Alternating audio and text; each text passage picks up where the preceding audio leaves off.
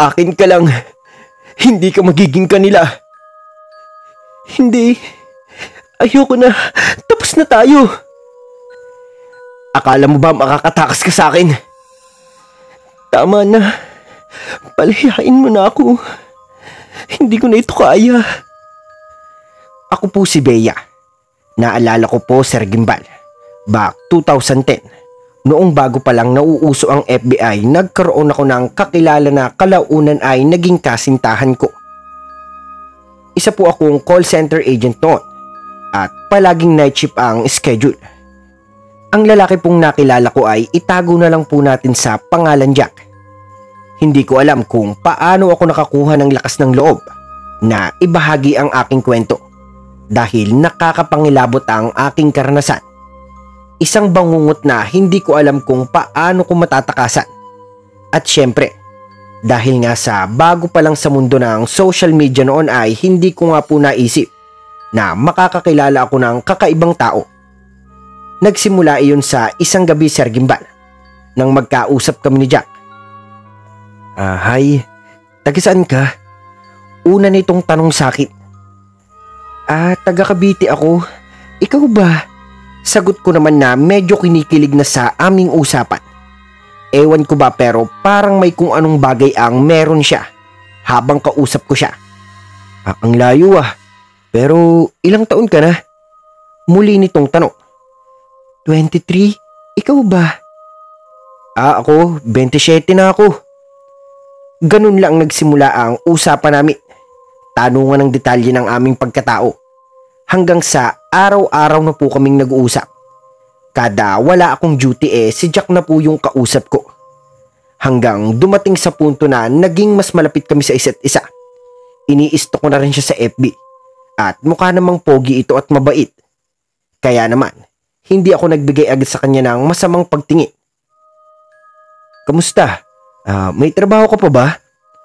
Tanong sa akin ni Jack habang pauwi ako sa aking boarding house. Pauwi po kasi ako noong mga panahon na iyon. At sigurado mga 4:00 na po ng madaling araw yon. Pauwi na? Ikaw ba? Anong ginagawa mo? Tanong ko sa kanya habang naglalakad ako ng marahan. Siyempre, gamay ko na ang daan kaya feeling ko safe naman ako sa aking ruta. Wala, naghihintay lang ako sa'yo. Medyo nakakakilig nitong sabi. Ikaw ba naman yung antayin sa ganong alanganing oras? Kikiligin ka talaga, Sir Gimbal. At habang nag-uusap nga kami, Sir Gimbal, ay dun ko napansin na para bang may mga matang nakatitig sa akin, buhat sa malayo.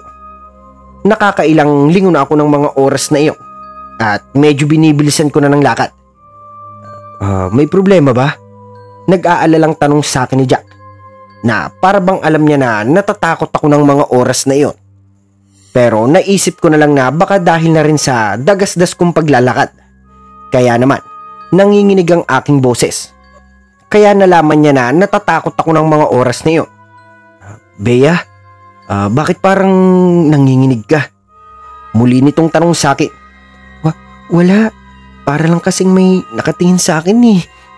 Sabi ko naman na natatakot pa rin ang mga oras na iyon, Sir Gimbal. Huwag ka nang matakot. Isipin mo na lang na ako ang nakatingin sa iyo. Muli nitong sabi na nagpagaan ang aking pakiramdam. Salamat. Oo nga pala. Hindi ka pa ba matutulog ulit? Hindi. Iintayin kitang makauwi. Sabi nito sa akin na siyang nagpapula ng aking pisngi. Medyo nawala nga ang aking takot. Pansamantala nang sabihin niya iyon sa akin. Salamat. Pero malapit na rin naman ako sa boarding house. Matulog ka na. Tutulog na rin kasi ako pag uwi ko. Sabi ko naman sa kanya habang tinatago ko ang aking kilig na aking nararamdaman ng mga oras na iyo. Sige. Pahinga ka na. Huling sabi nito, saka ito nag-log out. Pagka-uwi ko nga sa bahay ay natulog agad ako. Dala na rin ng puyat sa trabaho. Wala namang ibang nangyari sa akin ang araw na iyon. At parang normal lang ang lahat. At halos araw-araw nga kaming nagkakamustahan ni Jack. Walang araw na hindi kami nagkakaroon ng nakakakilig na usapan na humantong na nga sa mas malalim pa do. Bea, pwede ba akong magtanong? Medyo nahihiya nitong tanong sa akin. O ano yun? May gusto ka bang itanong? Itanong mo na. Oo, kaso nahihiya ako eh. Sabi naman nito na para bang pinipigilan ng kanyang boses. May problema ba? Bakit parang ninenervyos ka ata? Ano kasi? Pwede bang manligaw ako sa'yo? Diretsahan itong tanong sa akin na nagpatigil sa akin. No boyfriend since birth kasi ako, Sir Gimbal. Kaya hindi ko alam ang aking isasagot kay Jack. Seryoso ka ba? Iyon na lamang ang aking nasabi sa kanya. Dahil parang uurong ang dila ko ng mga oras na iyon. Wala naman akong balak paasahin si Jack. Dahil sobrang maalalahan nito sa akin. Mabait rin naman ito. At talagang nakuha niya ang aking loob. Oo, seryoso ako sa'yo. Ikaw ba? Tanong nito sa akin. Sa totoo lang, Sir Gimbal, ay napaisip talaga ako ng ilang beses bago ako makasagot. Pakiramdam ko kasi ay papasok ako agad sa relasyon kahit nasa stage pa lang ng ligawan. Bahala ka. Alam mo naman na hindi pa ako nagkakaroon ng kasintahan kaya hindi ko alam ang isasagot ko. E di pumapayag ka na manligaw ako? Tanong muli nito na naghahanap ng mas malinaw na sagot mula sa akin, Sir Gimbal. Oo. Bahala ka. Pwede. Iyon na lamang ang aking mga nasabi ng mga oras na iyon. Narinig ko na lang ang mahinang paghahikik ni Jack na parang nasisihan sa aking nasabi. Huwag kang mag-alala, Bea. Gagawin ko ang lahat. Makuha ko lang ang matamis mong oo. Sabi nito na siyang nagpangiti sa akin. At gaya nga ng inaasahan ko, Sir Gimbal, araw-araw na siyang nangangamusta. At minsan pa nga, nakakatanggap ako ng bulaklak na nakikita ko na lang sa ibabaw ng aking mesa. Jack, galing ba sa'yo itong mga bulaklak dito sa mesa ko? Tinawagan ko siya para alamin kung sa kanya nga ba ito galing. Oo. Nasupresa ba kita? Masaya nitong sabi sa akin. Oo, salamat Jack. Nga pala, natanggap ko rin yung regalo mo sa akin kahapon. Sabi ko naman, habang inaamoy ko ang bulaklak na kanyang pinadala sa akin. Buti naman at natanggap mo. Nakain mo ba? Masarap ba? Muli nitong tanong sa akin. Tinignan ko naman ang bag ng chocolate sa ilalim ng aking mesa. Oo, lalo na yung pinadala mong adobo. Pinag-aagawan pa nga yun dito sa office eh. Sabi ko na para bang hindi kinatuwa ni Jack. Ano? Bakit mo binigay? Tumaas ang boses nito. Kaya nagtaka naman ako sa biglaang pagtaas ng kanyang boses. May problema ba? Agad kong tanong dito. Habang iniisip ko kung ano ang problema. Wala. Pasensya ka na kung nataasan kita ng boses. Ayaw ko kasi na sila ang kumakain ng pagkain na hinanda ko para sa'yo. Ganun ba? Pasensya na rin kung nagpigay ako. Gusto kasi nila yung lasa ng adobo na binigay mo eh. Saan mo ba yung nabili? Sabi ko naman, para hindi na lumala pa ang tensyon sa pagitan naming dalawa. Naisip ko rin kasi na mali yung ginawa ko dahil hindi ko pinapahalagahan yung binibigay niya. Ako yung nagluto nun. Sabi nito na aking kinagulat. Talaga? Ang sarap mo pala magluto. Ang lambot ng karne. At napakalinamnam ng luto mo. Sobrang sarap, Jack. Puri ko dahil totoo naman, Sir Gimbal. Parang kumain ako sa mamahaling restaurant dahil napakasarap ng kanyang pagkakaluto. Para sa iyo yun kaya sinarapan ko talaga. Pero hayaan mo na. Ipagluluto na lang ulit kita ng para sa iyo. Kinilig naman ako dahil sa totoo lang, sobrang turn-in sa akin yung lalaking masarap magluto. Hihintayin ko yun, Jack. Don't worry. Sa bahay ko na yun kakainin para hindi ka na magtampo. Sabi ko naman para mawala ang tampo ni Jack ng mga sandaling iyon. Sige. Hihintayin ko yan ha. Aasahan ko yung sinabi mo sa akin, Bea. Sabi naman ni Jack na mukhang naging masaya naman na ang kanyang boses. Sige na Jack, magtatrabaho na ulit ako. Paalam. Muli kong sabi, saka ito nag-log out. At habang nagtatrabaho nga ako ay hindi ko maalis sa aking isip yung mga bagay na ginagawa sa akin ni Jack. Ewan ko nga ba, pero hindi ako mapakali. At para bang naghihintay na agad akong mag-uwian na para makatikim ulit ako ng masarap niyang luto. Hanggang sa umuwi nga ako at nasalubong ko ang kapitbahay ko. Uy Bea, may nagdala nga pala ng pagkain. Galing daw sa manliligaw mo. Mukhang swerte ka ah. Sobrang bango ng pagkain pinadala niya sa'yo. Oo talaga? Nasaan? Andun, sinabit ko sa may pinto ng bahay mo. Ikaw naman, parang ayaw mo mamigay.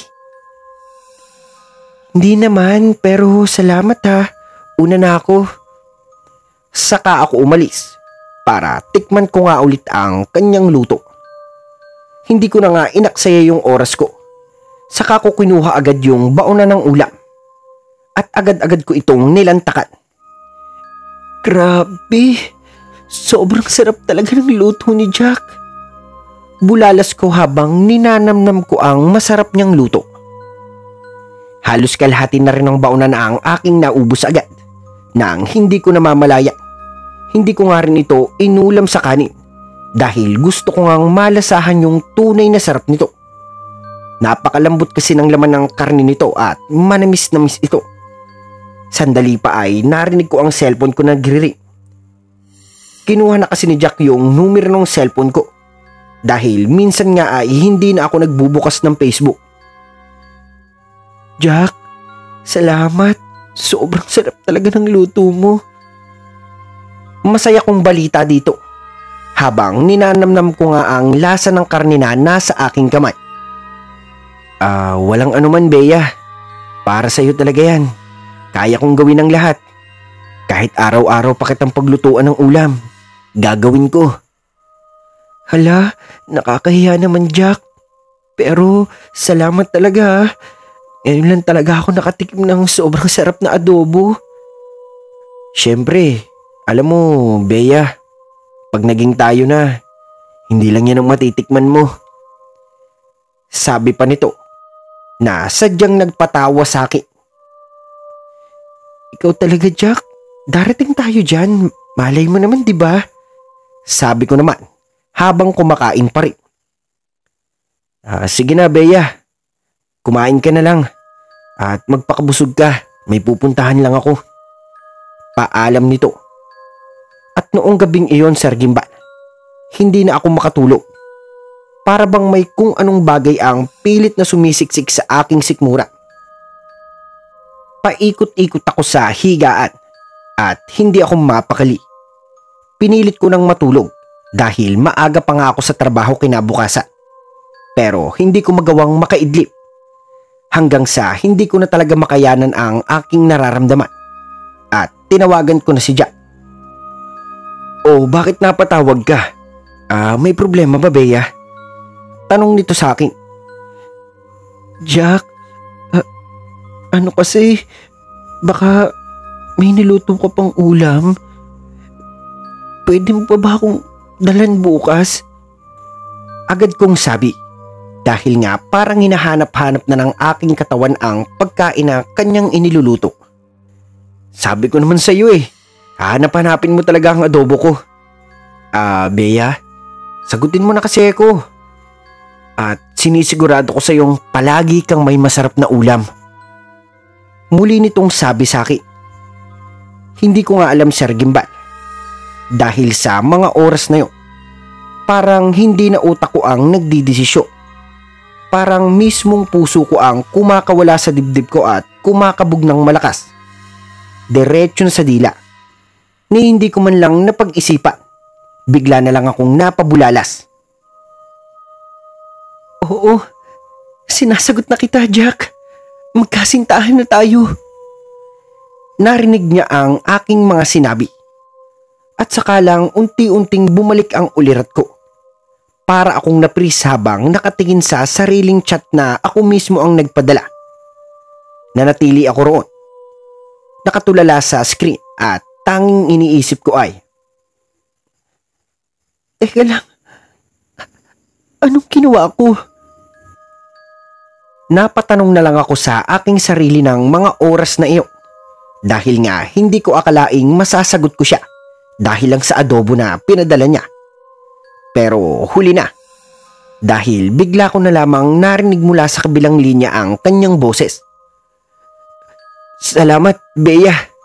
Ako na ang pinakamasayang lalaki sa mundo dahil sinagot mo ko. Huwag kang mag-alala. Hindi kita sasaktan. Hinding-hindi ka masasaktan sa akin, Bea. Ramdam ko ang bawat salita niya. Hindi siya nagmamadali at parang isa-isa niyang dinadampot yung puso ko at marahang niyayakap. At bago pa ako makasagot, narinig ko pa sa voice note niya na sinabi niya mismo sa mga magulang niya na sinagot ko na siya. Grabe, Sir Gimbal, dahil ang una pa talagang sinabihan ay ang nanay niya. At doon ako natagila. Hindi dahil sa nahiya ako, kundi dahil sa paraan niya na pagtrato sa akin. Parang mahalaga talaga ako. Ikaw talaga, Jack. Sinabi mo pa talaga sa nanay mo. Nakakahiya naman. Sabi ko, habang napahawak sa pisngi ko na kanina pang nag-iinit. Ramdam ko pang nanginginig ang mga daliri ko sa kaba.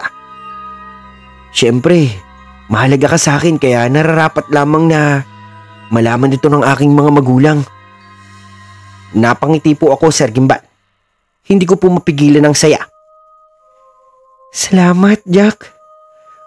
Oo nga pala, di ba tayo na?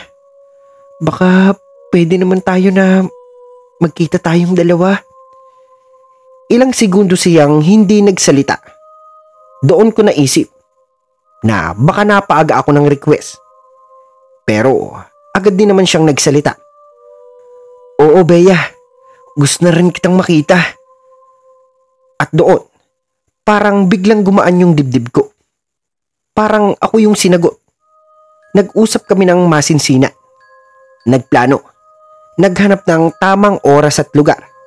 Hanggang sa bigla siyang nag-send ng location. Hihintayin kita sa ganitong lugar at oras. Sana magustuhan mo ang hinanda ko para sa'yo. Akala ko kung saang mamahaling restaurant o cafe kami unang magkikita. Pero hindi, Sir Gimbal. Hindi ganoon. Ang address na pinadala niya ay sa isang lumang parke. Hindi kalayuan sa amin. Isang lugar na hindi sosyal. Hindi bongga. Pero nung tumitig ako sa lokasyon, may kung ano akong naramdaman. Hindi ko maipaliwanag kung kababayon o kilig o baka takot na. Pero isang bagay lang ang malinaw, Sir Gimbal. Sa unang pagkakataon ng buhay ko, makikita ko na siya.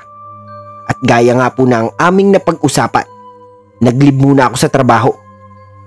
Unang beses ko pa lang po maglib kaya hindi ako sigurado kung papayagan po ako ng amo ko. Pero laking ginhawa nga po sa akin, Sir Gimbal, nang pumayag naman sila. Vacation leave pa nga ang ibinigay sa akin, kaya lalo akong natuwa. Pakiramdam ko, mula pa lang doon ay pabor na sa amin ang pagkakataon. Nag-ayos ako ng sarili, Sir Gimbal. Hindi naman po yung sobra. Hindi naman po yung masyadong pakikay. Yung sakto lang po. Simpleng ayos lang. Pulbos. Kaunting lifting. At maayos na damit. Kahit alam kong simple lang ang lugar ng pagkikitaan namin, parang special pa rin sa pakiramdam ko. Dahil iba talaga yung feeling pag taong mahal mo yung kikitain mo. At iba po talaga yung pakiramdam ng first meet, Sir Gimbal. Mga ilang oras bago ang oras ng tagpuan, nagchat si Jack. Nandito na ako sa lugar. Hihintayin kita kahit gaano kang katagal. May kasunod pa siyang mensahe. Naka-black jacket ako at may dalang maliit na paper bag para hindi ka malito kung sakaling maraming tao. Binasa ko ulit ng 2 beses ang sinabi niya para lang masigurong hindi ako magkakamali ng lalapitan. Kalagitnaan po kasi ng Oktubre noon at sigurado na maraming tao sa mga parke para manood ng mga pailaw. Pagbaba ko nga ng tricycle ay nagchat ulit ako kay Jack. Andito na rin ako. Nasaan ka na? Ikaw ba yung nakaputing bestida? Nagulat naman ako dahil agad niya akong nahulaan. Pero hindi na bago sa akin dahil hindi naman nalalayo ang aking itsura sa profile picture ko sa FB. Oo, ikaw, asan ka? Ito, nakatitig sa'yo. Iyon ang kanyang mga sinabi sa akin. Nagpalinga-linga ako sa paligid hanggang sa makita ko nga ang pamilyar na lalaki. Matangkad, medyo moreno at mukhang masela ng kanyang pangangatawan dahil sa kanyang suot. Hindi na nga ako nagchat pa dahil kusa na itong lumapit. Medyo nahihiya pa nga ako dahil may itsura pala talaga siya sa malapitan. Kamusta ka, aking binibini? Nakatitig lang ito sa akin habang nagsasalita. Ayos lang ako. Kanina ka pa ba? Tugon ko habang pinipilit na itago ang aking pananabik sa kanya. Oo, sobrang tagal mo nga eh. Pero masaya akong makita ka. Sabi pa nito, sabay abot sa akin ng isang tangkay ng pulang rosas. Lalo tuloy akong kinilig ng mga sandaling iyon dahil hindi ko akalain na sobrang romantiko niyang lalaki. Pinaupo niya ako sa duyan, saka kami nagkwentuhan. Marami namang mga batang naglalaro sa parke at may ilang magkasintahan din na nag-uusap kagaya namin. Pero kahit nga maraming tao sa paligid, ang tanging nakikita ko lamang ay kaming dalawa. Naging masaya naman ang aming unang pagkikita at nagustuhan ko naman ang kanyang ugali. Bea, may sasabihin ako sa'yo. Ano yun? Hindi ako mayaman. Nakatira ako sa isang baryo sa Capiz. Nang umamin sa akin si Jack, medyo natakot ako dahil bali-balita noon talaga na ang mga aswang daw ay naninirahan sa Capiz.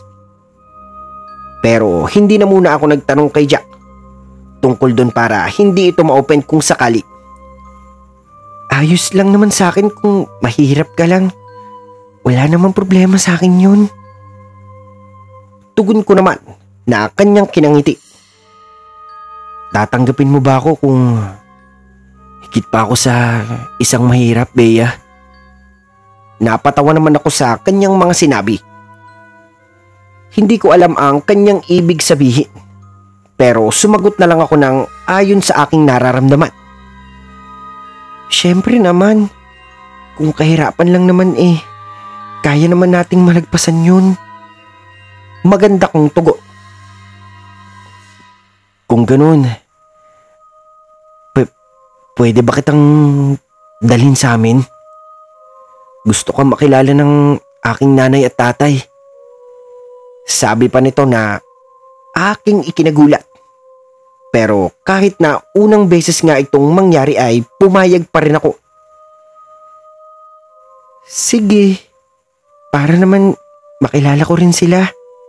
Masaya kong sabi na kanyang ikinatuwa ng mga oras na yun. Kailan naman yun mangyayari?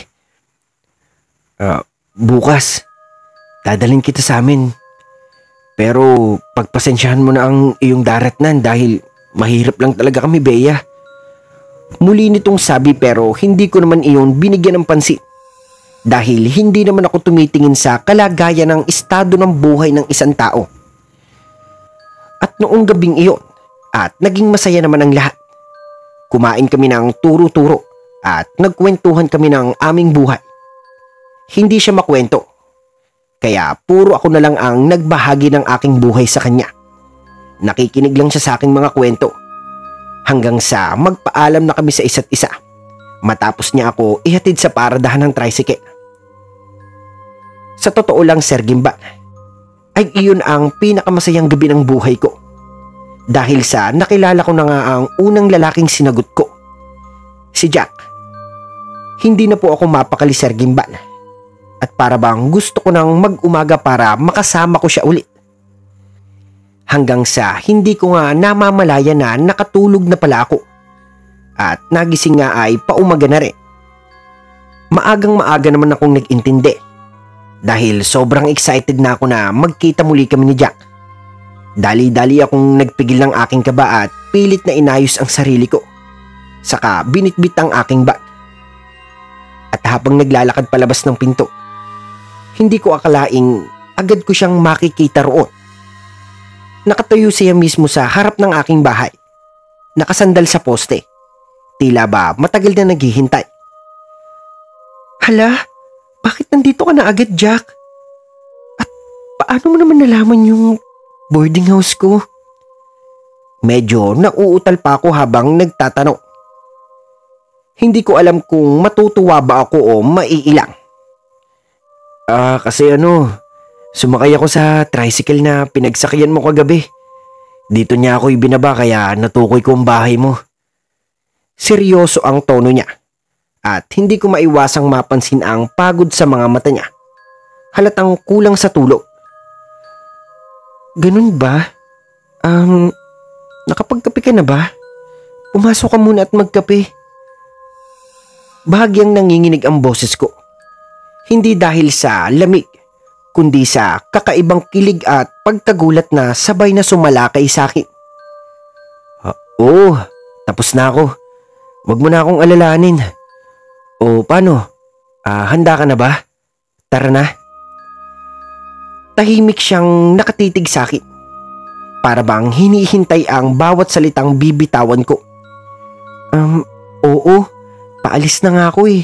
Buti naman at ligtas ka nakapunta dito. Mahina akong sabi. Saka ko marahang tinapik ang pisngi niya. Sa sandaling iyon, doon ko naramdaman ang lamig ng kanyang balat. Siguro dahil maaga pa siyang bumiyahe. O baka dahil ilang oras siyang naghintay sa labas ng hindi ko alam. Siyempre naman.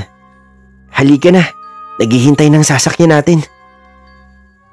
Sabi nito. Saka kami nagtungo sa paradahan. Sumakay kami sa tricycle. Saka kami sumakay sa isang bus.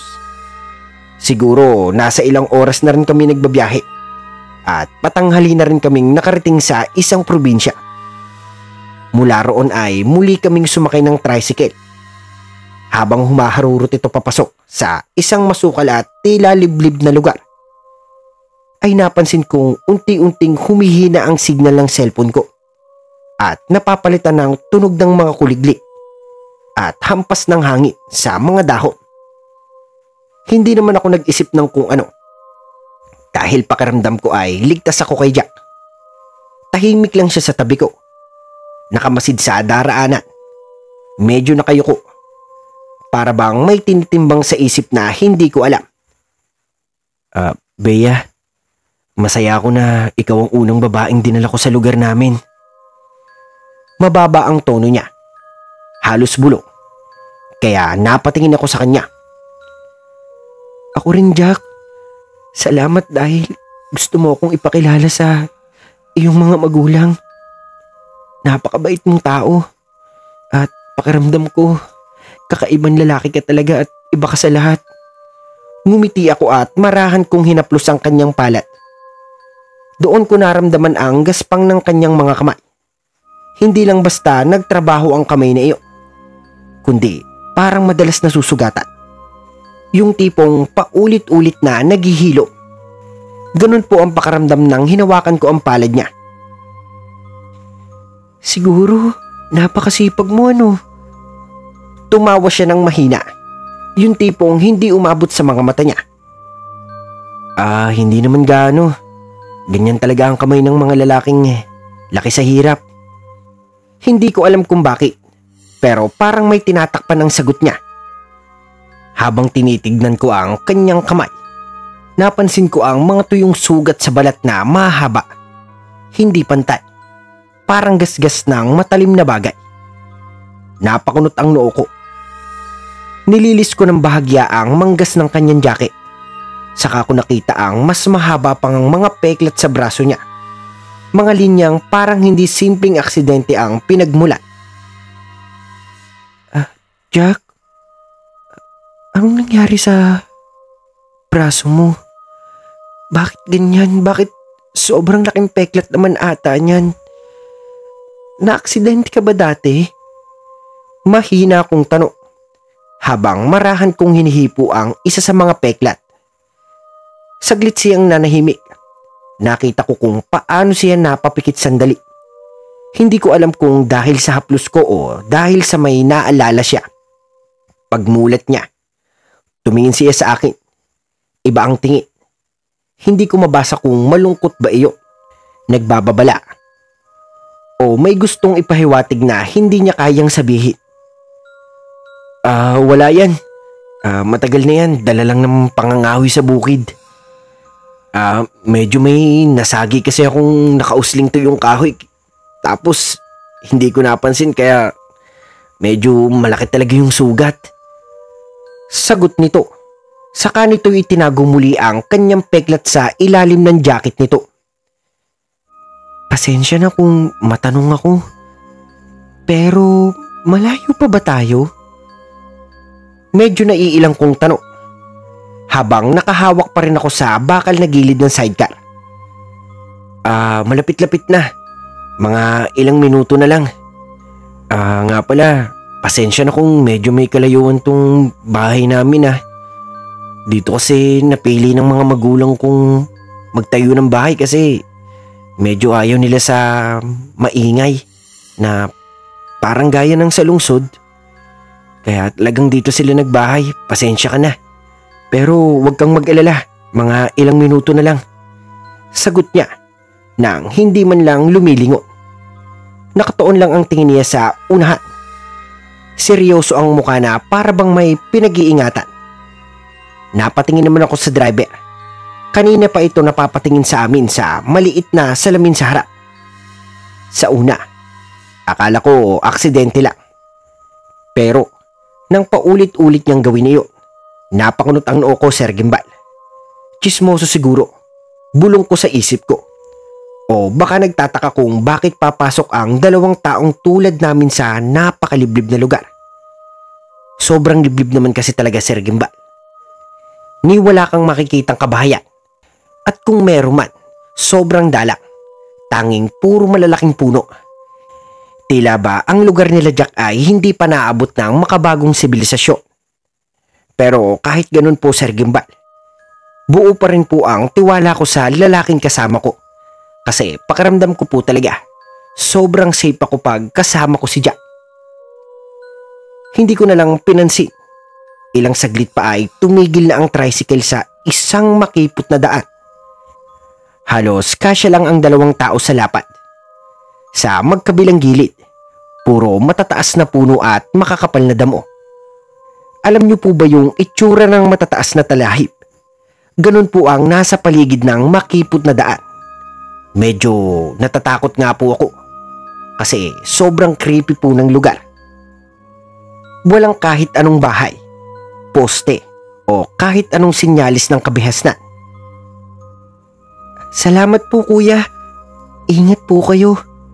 Ngumiti ako at kumaway pa. Napatingin siya sa akin saglit bago sumagot. Kayo rin po. Mag-iingat po kayo. Hindi ko alam kung bakit pero parang may kakaiba sa tono niya na parang may gusto siyang sabihin. Pero pinili na lang niyang umalis. Umalis ang tricycle at naiwan kaming dalawa ni Jack sa gitna ng daan. Halika. Ando doon yung baryo namin. Medyo maglalakad pa tayo. Pag napagod ka, pwede kitang buhatin. Hindi. Medyo sanay naman ako maglakad. Kasi 'di ba, pag umuwi ako galing trabaho, halos araw-araw naman nilalakad ko papunta sa boarding house. Yun kasi yung ginagawa kong exercise na din. Turo ni Jack at doon ko muli nakita ang kanyang mga ngiti.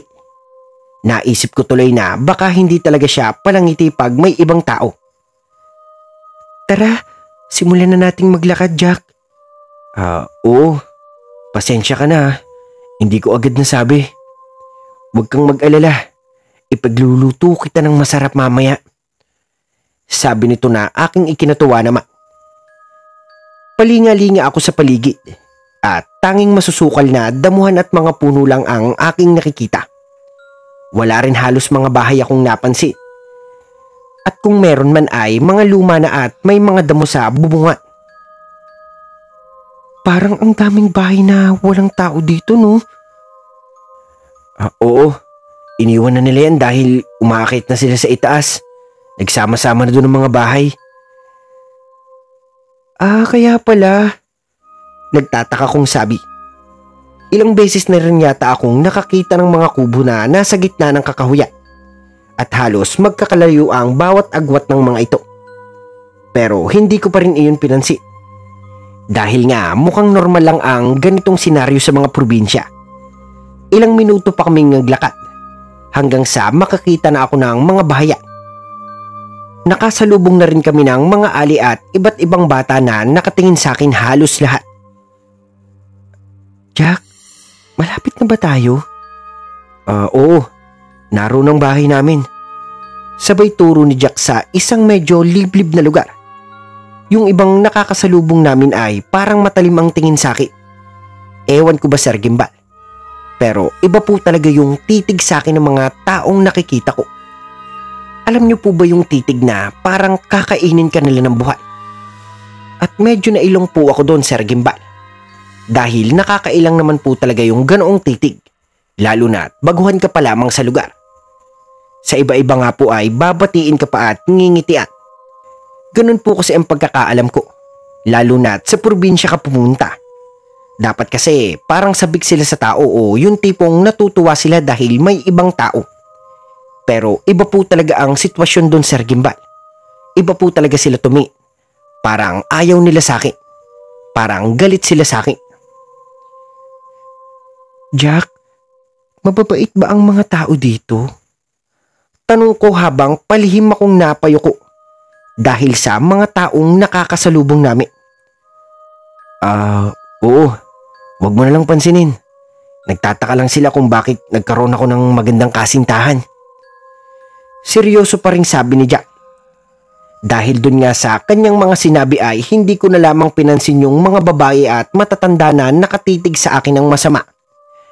Hanggang sa makarating nga kami sa kanilang bahay. Gaya ng sinabi niya, kubo lang ang kanilang bahay. May sahig at may silong. Umakyat po ako sa hagdan pataas. Sa sala. Nang maamoy ko ang hindi kaaya-ayang amoy. Hindi ko na lang iyon pinansin dahil nahihiya ako kay Jack. Baka kasi sabihin niya na maarte ako sa bahay. Ginala ko ang aking mga mata. Palibot. Hanggang sa napansin ko na medyo may mga dumi na nakakabit sa kanilang dingding. Parang nato yung lupa na hindi ko alam. Hindi ko mawari kung ano po yung duming iyon, Sir Gimbal. Maupo ka muna, Bea. Alok nito sa akin. Saka ito nagpunta sa likod ng bahay. Maya-maya pa ay bumalik ito ng may ngiti sa labi. Nasaan ang mga magulang at mga kapatid mo, Jack? Tanong ko. Saka ko ibinaba ang supot ng tinapay sa upuan na medyo amoy lansa. Wait lang. Parating na sila. Huwag kang mag-alala. Sagot nito. Sabay tapik sa aking kamay. Medyo kinabahan naman ako dahil unang beses itong mangyayari sa akin. Unang beses pa lang akong harap sa magulang ng nobyo ko dahil ngayon lang naman po ako nagka-boyfriend at higit sa lahat, ngayon ko lang po mararanasang ipakilala sa mga magulang na hindi ko naman kaano-ano at kakausapin pa nila ako. Baka kasi iniisip ko ay matapang sila. At iniisip ko rin na baka hindi nila ako magustuhan. Sandali pa nga ay dumating ang isang babae mula sa likuran ng bahay. Magulo ang buhok nito. Tila hindi nagsusuklay mula pa kagabi. Hindi naman siya mukhang matanda. Pero halatang pagod sa buhay. Parang gutom at laging puyat ang kanyang muka. Hello po. Magandang araw po. Bahagya akong yumuko at nagmano. Pinilit kong ngumiti ng maayos. Pero napansin kong hindi agad siyang ngumiti sa akin pabalik. Kinabahan po tuloy ako, Sir Gimbal. Dahil baka hindi ako gusto ng nanay ni Jack. Ilang segundo rin itong nakatingin sa akin na para bang hinihimay niya ang pagkatao ko gamit ang kanyang mga mata mula ulo hanggang paa. Inay, si Bea po, kasintahan ko po siya. Parang dun lang siya natauhan ng magsalita si Jack. Humiti siya bigla ng malapad. Halos umabot pa nga sa tenga. Sa kanya hinaplos ang braso ko. Napakaganda mo, iha. Buti naman at napadpad ka dito. May saya sa boses niya. Pero hindi ko alam kung bakit. Parang may kakaibang kilabot na gumapang sa bato ko habang sinasabi niya iyo. Maraming salamat po. Ngumiti ako kahit medyo naiilang na. Ilang sandali pa, nagsidatingan na naman ang ilang mga kapatid ni Jack. Pawang mga babae lahat. Halos magkakatulad sila ng anyo. Buhagag ang buhok at tila hindi naliligo ng ilang araw. At ang balat nila ay tuyo. Halos kaliskisin nga po. Pero ang pinaka nakakapanindig balahibo ay ang mga tingin nila sa akin, Sir Gimbal. Matalim ang bawat titig na pailalim kong tumingin sa akin. Hi, hello. Kamusta kayo? May pasalubong ako. Mainin kong alok habang iniaabot ang supot ng tinapay. Pero wala ni isa ang kumuha. Imbes, nakatingin lang sila sa akin. Walang kurap, walang emosyon. Para bang sinusukat kung nararapat ba talaga akong naririto. Napalunok ako. Para kasi akong ibang tao na pinakasusuri nila ng maigi. Sa isip-isip ko, Sir Gimbal, mukhang hindi ako gusto ng pamilya ni Jack. Dahil bakit ganon? Maayos naman po ang pakikitungo ko. At nag-alok pa nga ako pa ng pasalubong. Pero bakit parang hindi sila natutuwa sa pagdating ko? Akala ko ba, in-inform niya na ang pamilya na dadalhin niya ako? At akala ko ba, alam na ng mga magulang niya na may ipapakilala siyang babae? Kasi sa totoo lang po, gusto ko sanang yumakap at bumeso sa mga kapatid niya. Kaso yung mga tingin po nila sa akin ay parang nailang ako. Parang nagkameron po ako ng takot na gumawa ng ganong hakbang. Baka kasi mamaya may masabi sila at makarating iyon kay Jack. Ayoko naman po na pagmula ng away ang pamilya niya. Mabuti na nga lang po at bumalik si Jack. Hindi ko namalayang lumabas pala siya nang nagsidatingan ang kanyang mga kapatid. Hindi ko ba talaga ito namalayan? O masyado lang akong napokus sa mga titig ng kanyang mga kapatid at ang mga itsura nila. At pagpasok niya nga po ay bitbit niya ang isang bandihadong may adobo at kanin. Bea, halika na at kakain muna tayo. Alam kong gutom na gutom ka na dahil umagahan pa lang yung kinakain natin. Tara na, umupo ka na. Wow, Jack. Sobrang bango naman ng adobong dala mo. Siguro ako masarap din yan kagaya ng niluluto mo sa akin. Oo naman.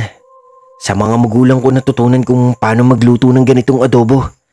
Kaya kung masarap ako magluto, masisiguro ko sa yung mas masarap sila magluto kaysa sa akin, Bea. Inilapag niya yun sa mesang kawayan. Halata ang mantsa ng lumang sabaw at alikabok sa paligid. Pero gutom na ako at ayoko rin namang maging suplada. Kaya naman, Sir Gimbal, kahit medyo marami ang lagayan, kinuha ko ang kutsara, Sir Gimbal. Hindi naman po kasi ako yung tipo ng babae na sobrang selan. At saka bukod po kasi doon, sobrang mahal ko po si Jack. At nakikita ko naman po na malinis sa katawan si Jack. Kaya alam kong naiiba siya. At bukod po doon, iba po kasi talaga yung dating ng adobo nila. Yung tipong pag naamoy mo pa lang, ay magugutom ka talaga. At wala ka ng pakailam kung marumi man ang paligid mo o marumi man yung mesang pagkakainan nyo. Basta Sir Gimbal, sobrang gutom na ako nung naamoy ko yung adobo. Kasi nga po, umagahan lang po ang kinain namin bago sumakay ng bus ni Jack. Kaya dumagdag pa yung pagkaamoy ko ng adobo ay parang mas lalong kumulo po yung tiyan ko. Iba po yung pakiramdam pag talagang naaamoy ko yung adobo na niluluto nila Jack. Habang kumakain nga po ako, napansin kong nakasilip ang mga kapatid niya mula sa pinto ng kwarto. Nakatayo lang sa dilim, tahimik, nakamasi. "Sige lang, iha, magpakabusog ka," sabi nito sa akin. Saka ito pumasok sa loob ng bahay. Hindi ko alam kung bakit sa halip na gumaan ang pakiramdam ko sa sinabi niya, mas lalo po akong kinilabutan. Dala na rin siguro ng mga kwento-kwento sa lugar na iyon. Sobrang nabusog po ako sa sarap ng pagkain. At kahit nga mahirap lang sila ay nagawa pa rin nila akong paghandaan ng karne. Naging maayos naman po ang pakikitungo sa akin ng pamilya ni Jack. Kahit na medyo may pagka-weirdo silang lahat. Hanggang sa sumapit ang maghapon at sumisilim na. "Iha, dumito ka na muna ngayong gabi. Madilim na sa daan. Bukas ka na umuwi," alok sa akin ng matanda. Hindi naman ako tumutol. Dahil nga pinag-usapan na rin namin ni Jack yun. Hanggang sa dumilim na nga at medyo naging tahimik na ang paligid. Hindi naman ako nalulungkot. Dahil nasanay na ako sa ganung uri ng ingay. Unang-una, sanay naman po akong mapag-isa. At sanay din po ako ng tahimik ang lugar ko. Bea, dun ka na matulog sa kwarto. Dito na ako sa salas," sabi ni Jack sa akin. Sa kanya ako dinala sa kwarto. May silong ito at medyo malalaki rin ang siwang. May bintana rin na ang saray kawayan. Sobrang probinsya po talaga yung ambience ng bahay nila Jack, na gawa sa kahoy at may silong. Ganun po talaga ang mga bahay sa probinsya. At sa mga viewers nyo po na nakatira mismo sa probinsya, ay alam po nila kung ano ang sinasabi ko. At alam kong may imagine po nila ang paglalarawan ko sa bahay nila Jack. Medyo maayos naman po ang tulugan kahit papaano. At mukhang inayos talaga nila para sa akin. "Salamat, Jack. Ikaw, kayo, saan ka matutulog?" "Di ba nga, dito na lang ako sa salas. Maglalatag na lang kami. Sila inay naman, tsaka mga kapatid ko, doon na sila. Sama-sama na sila sa isang kwarto. Huwag mo na kaming alalahanin. Sanay na kaming matulog sa labas. Ako, sanay na akong matulog sa labas." "O siya, paano, Bea? Matulog ka na. Ayaw kasi nila inay na magtabi tayo agad. Alam mo naman ang ugali ng matatanda," tugon ni Jack bago ito lumabas. Sa isip-isip ko, Sir Gimbal, gusto ko sanang makatabi si Jack. Kasi gusto ko pang makapag-usap pa kami ng masinsinan. Pero wala po. Medyo istrikto po ang pamamalakad ng mga magulang nila Jack. Dahil siguro sa puro babae rin ang anak nila. At ayaw nilang ipakita sa mga anak nilang babae na hindi dapat ganon ang ginagawa pag unang dala pa lang ng babae sa bahay ng lalaki. At bago po ako matulog, Sir Gimbal, nagdasal po ako, Sir Gimbal, ng gabing iyon bago ako matulog. Para kahit papaano ay may proteksyon ako ng Diyos habang natutulog. Di ko naman po hawak ang buong magdamag kaya nananatili pa rin akong nananalangin. At marahil dahil sa pagod at kabusugan, hindi ko na malayang nakatulog ako sa kanilang papat. Kahit ganoon na matigas ang sahig ay mabilis akong dinalaw ng antok. Para bang biglang bumigat ang talukap ko. Nagising na lamang ako bandang 12:00 ng gabi. Tahimik ang silid, pero maliwanag sa ibaba ng bahay. Tila may nag-aapoy na sulo sa mga silong. Dahil nakahiga ako sa taas ng kubo, tanaw ko ang nangyayari sa ilalim, sa pagitan ng mga siwang ng sahig. Napakunot ang noo ko, Sir Gimbal. May nakatayong malaking kawa sa gitna ng lupa. Kumukulo ang tubig. Bumubula. At sa tabi nito, si Jack. Nakatalikod siya sa akin. Pero hindi ako maaring magkamali. Nakita ko kung paano niya paulit-ulit na hinahasa ang isang mahabang gulok. Ang talim ay kumikislap sa ilalim ng apoy. At sa kabilang bahagi naman, isang lalaking mas matanda. Marahil ang ama niya. Siya rin ay nakahawak ng patalim. Nakayuko, para bang may hinihintay. Bigla akong kinalabutan. Tatayo na sana ako. Lalabas na para tanungin sila nang bigla kong marinig ang mga pabulong na usapan ng magkakapatid mula sa kabilang kwarto. Masarap na naman yung kakainin natin. Buti na lang, nagdala si kuya ng bagong putahe. Oo nga, busog na naman tayong lahat nito. Psst! Hoy, huwag mo nga masyadong lakasan yung boses mo. Baka mamaya, marinig tayo ng babae. Alam mo naman na nasa kabilang kwarto lang siya. Mamaya, magising yun. Marinig tayo. Hindi may pampatulog ang kinain niya kanina. Sigurado ang nanay na hindi niya mamamalayan yung gagawin sa kanya na pagpepestahan na natin ang katawan niya. Parang biglang tumigil ang mundo ko, Sir Gimbal, nang marinig ko ang usapan na iyon. Kahit nakahiga po ako, nangalog po ang tuhod ko. Gusto kong sumigaw, pero wala akong tinig. Gusto kong tumakbo, pero parang nakadikit sa sahig ang mga paa ko. At bukod po doon, wala naman pong kapitbahay na sasaklolo sa akin. Dahil ang posisyon ng bahay nila Jack ay medyo dulo at medyo malayo na sa ibang kabahayan. Hindi ko po akalain na lahat pala sila ay may balak na masama sa akin. At lahat sila ay aswang, tulad ng aking hinala. At doon, naramdaman ko ang pinakamatinding takot sa buong buhay ko. Lalo na, at baka ako lang ang nag-iisang tao sa lugar na ito. Kasi Sir Gimbal, kung ang pamilyang ito ay pamilya ng mga aswang, hindi malayong ang buong baryong ito ay puro aswang ang nakatira. Sa pagkakataong iyon, Sir Gimbal, hindi ko alam ang aking gagawin. Pero kahit nga binalot ako ng takot ay nagawa ko pa ring humanap ng paraan para makatakas sa banta ng kamatayan. Sanay ako sa puyat kaya hindi nila ako madadala sa mga pampatulog nila. At ang aking kinababahala nga baka ang pinapakain sa akin ni Jack ay hindi talagang totoong karne ng hayop, kundi karne ng tao. Nang sumagi nga sa isipan ko ang mga bagay na iyon, Sir Gimbal, ay para akong masusuka. Para bang lahat ng kinain ko simula nang makilala ko si Jack ay gustong umahon. Gustong umahon mula sa tiyan ko para lumabas. Dahil kahit sino naman, Sir Gimbal, ay masusuka talaga pag nalaman mong ang kinakain mo ay tao. At nai-imagine ko pa, Sir Gimbal, kung paano ako sarap na sarap sa luto ni Jack at sa kinain ko kanina. Kaya naman, Sir Gimbal, iba po talaga yung feeling na nararamdaman ko ng mga oras na yun.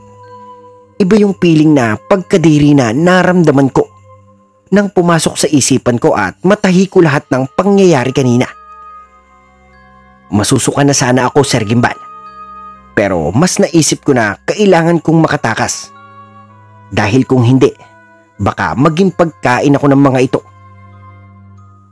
Sandali pa ay narinig ko ang nanay ni Jack na inutusan ng kanyang mga anak. Mga iha, may iuutos ako sa inyo.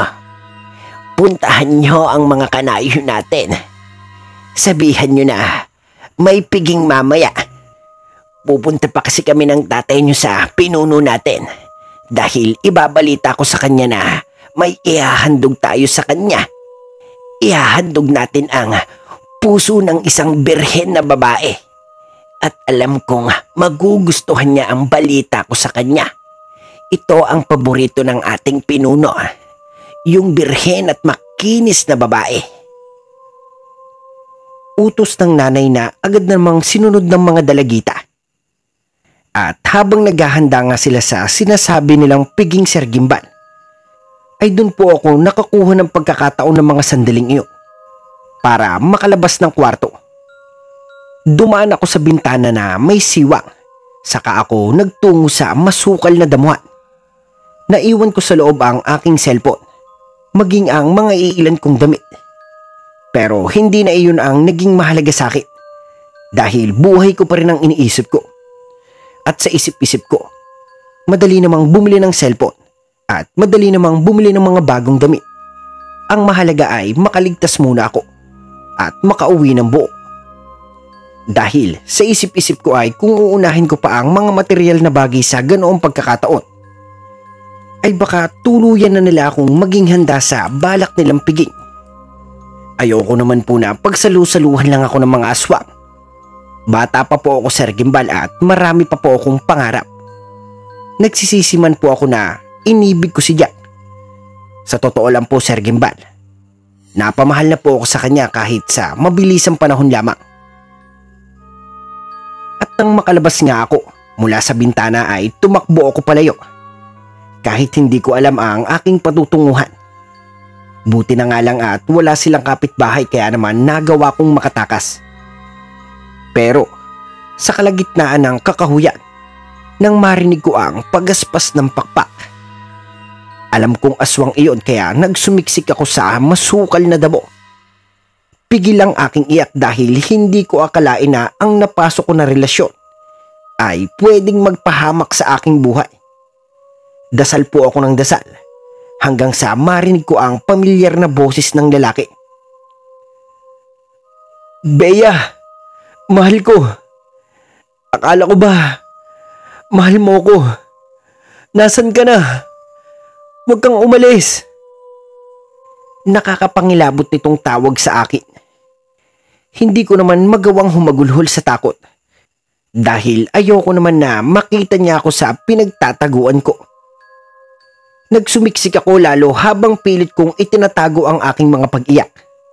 Mahal ko si Jack kahit ilang araw pa lang kaming nagkasama. Pero lahat ng nararamdaman kong pagmamahal ay napalitan ng lungkot at takot sa mga nangyari. Bea, lumabas ka na. Magmamahalan pa tayo, hindi ba? Muli nitong sigaw. Sandali pa ay narinig ko ang isang pamilyar na boses.